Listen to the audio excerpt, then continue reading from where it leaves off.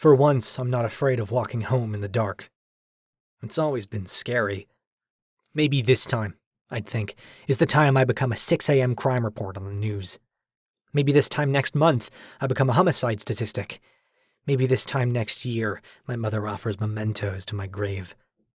But tonight, I'm the perpetrator. I'm the danger. I'm the one who ferried someone into the ground. It felt so right, so just in the moment. But was that really necessary? The adjacent buildings and streetlights are out, thanks to my discharge after I got shot. After I died. After I killed him. After I walked. Arcs of bright blue energy complete circuits across the air as I discreetly jut out pairs of fingers. This is for real. Once the novelty of the trick fades, I put my hands in my pockets and turn to the first illuminated corner. I eventually catch a cop car dispatched in hot pursuit, most likely investigating the dark block I've left behind. I realize now, I didn't know his name. I learn his name the following day, since my mother's morning ritual includes coffee, the news, and sunny-side-up eggs for the two of us. Late last night, a weary driver in need of a fill pulled into a seemingly closed gas station, mortified by what she saw. The broadcast, to avoid poor taste, doesn't display the images of my victim, but I don't need them to know what was so horrifying. I shot a glance back on my way out, and saw the same thing she did. The way his neck lilted off the edge just a bit too far, the searing impression carved into his throat, the frothing dribble which later became slick saliva caught in his singed facial hair. His eyes rolled back. I didn't even have the decency to close them so he could rest. That's right. Here I am just hours after the attack where a young Nancy Ugrove first happened upon the scene. The broadcast quickly curtails the footage directly to Nancy, the girl whose life I've changed forever. I was coming home from a trip to meet my internet friends in California. I was low on gas and close to home, so I figured I'd fill up before going to bed. My navigator told me the gas station was here, and it didn't say it was closed. The street was dark, but I was able to use my headlights to pull in. The fueling station didn't work, so I went in for help, and... Nancy trails off with tragic, fresh recollection, but the broadcast goes back to one of the news personalities. Nancy had found a middle-aged man, Evan Rutger, dead on the front counter, alone in the gas station. Investigators said that he was killed by an electrical discharge, potentially tied down, judging by the rope burns on his neck. Sure, those are rope burns on his name was Evan. Recovered security footage is damaged thanks to the power outage on the block, but leaves more questions than answers. Oh, shit. I know Mom never really pays attention to the news, but I can't risk her finding out about last night through the TV. I know that I have to think fast. Mama, I ask, do you still have that kid's book I loved when I was a little boy? The story about the giraffe? She asks. Yes, that one. Why? I wanted to see if it was still any good. Maybe we could read it together sometime? Oh, it's been years. I suppose I'd have to look. Do you think maybe it's in that box in your closet? Let me go find out. The camera footage is rolling, and the memory comes back. I remember it felt like ages. Oh, and Ma. She goes back to the doorway when she hears me calling after her. Over easy today? As always, she confirms with playful tonality. And then I get shot. Seeing it again, even from this removed perspective, behind all the distortion of the old camera and without any of the color, I shudder. My grip on the skillet I've been warming up is loose, so it doesn't come down with me when I kiss the tile of the kitchen floor. Oh my goodness, honey, are you okay?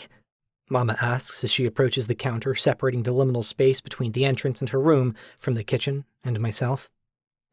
Yeah, I'm fine. I say, stifling a wince from the head rush of getting up so quickly after a fall.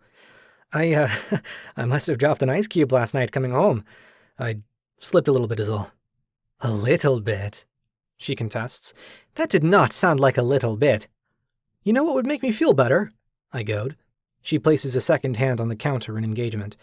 Reading that book after so long. So, go. I begin shooing her with the hand that isn't holding onto my head. I play it cool by running that hand over my smooth scalp before it wrings the back of my neck. She smiles loudly and turns around to begin her search. That hand on my neck anxiously scratches my ear before going back to my temples, and I look back to the broadcast. The footage would suggest a murder-suicide, but between the cause of death and single body on the scene, it's hard to be certain what exactly happened after the footage went dark. The personality on the scene then points his microphone at the mouth of a man with red eyes and a disgruntled gruff. It's clear he didn't want to be there as long as he did, but decided to go on the air regardless. The graphic below his name identifies him as FBI investigator Paul Carter. Let's not forget the fact that this entire block went dark. This kind of shutdown couldn't be caused by simply cutting a few power lines, which likely means an EMP of some sort was deployed. Few improvised EMPs are sophisticated enough to shut down more than a single building. Considering the murder and the shutdown are likely not a coincidence, we can assume these deaths here are perpetrated by an organized terror group. What they do with the body of the attendant is yet to be known. Carter runs a hand through his hair and looks somewhere past the camera before re-engaging with the reporter, saying, "If any of you at home have information relating to this case, please call 911 immediately and let us know." A flashy news graphic dismisses the story as another one is played, but I find myself disoriented by the dazzling rings and globes in their needlessly animated news graphic. I level my hands with the sync to stabilize and blink out the dots that were swimming a mere moment ago. Fuck, I really took that fall hard, huh? It doesn't look like they identified me on air, as it sounds like they think someone took my body. They still have to be able to figure out who I am, though. They'd call Mama and let her know her boy was shot dead. That I couldn't be recovered. It's only a matter of time before they do exactly that. I don't know what's gonna happen. I know for damn sure I'm not a ghost. I'm flesh and blood. If the police can see me, I'd be apprehended. If they knew I were alive, they'd find me. What would I say in an interrogation? That I went all Palpatine on him? That it was self-defense? I don't have lawyers. It'd be a long time before I'd see the light of day.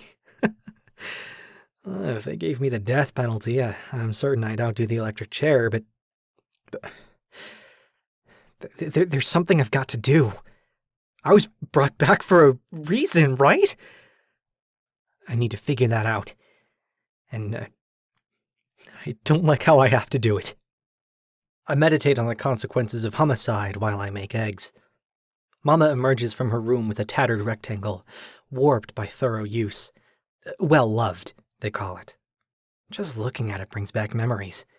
You know, the thing about precious books is that they have a certain smell to them, and combined with the eggs and my mother's coffee, I consider this is probably the last time I'll have a morning like this for a while. I give her a kiss on the cheek and sneak a sip of the coffee before I gather my things.